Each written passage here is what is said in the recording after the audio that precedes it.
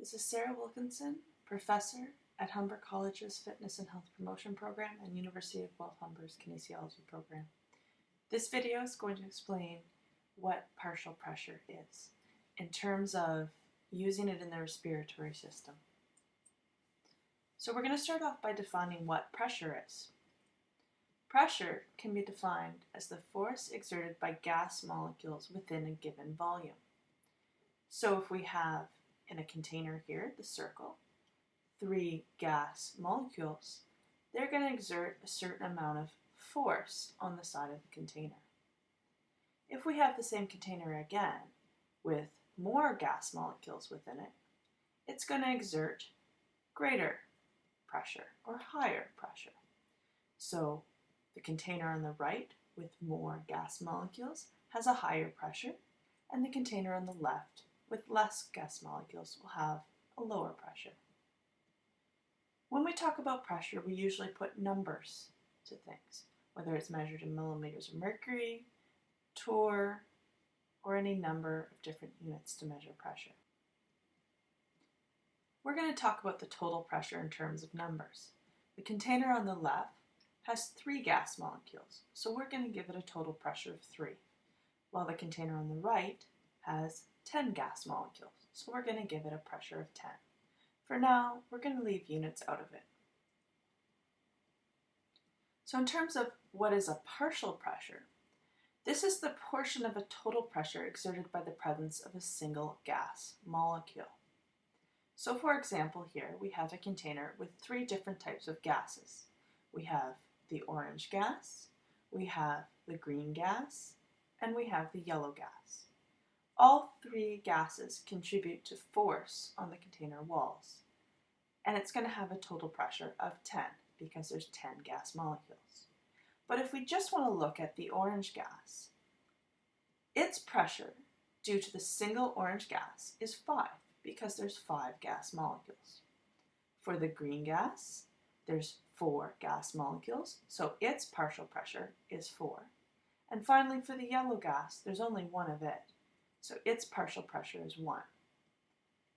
So if we add up all the numbers, the orange gas being 5 molecules, the green gas having 4, and the yellow gas having 1, there's a total pressure of 10.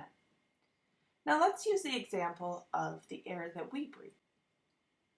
So in the air we breathe, there's a mixture of gases.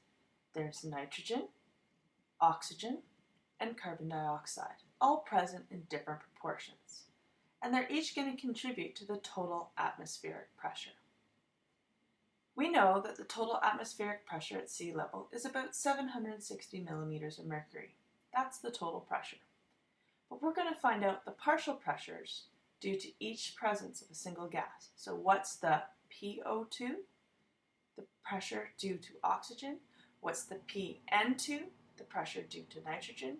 And what's the PCO2, the pressure due to carbon dioxide?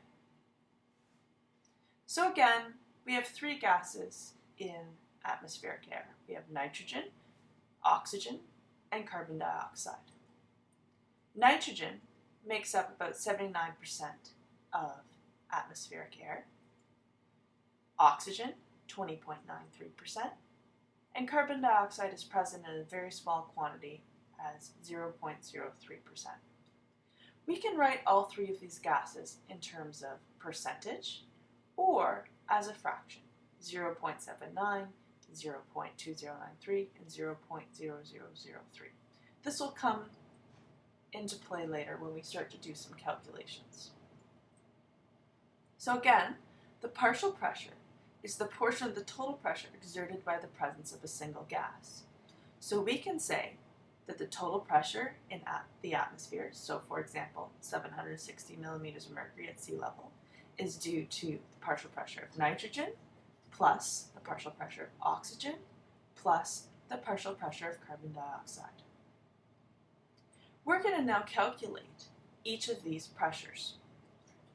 So we're going to take, to find out the partial pressure, the fraction, so the percentage of that gas that makes up the air, and multiply it by the total pressure.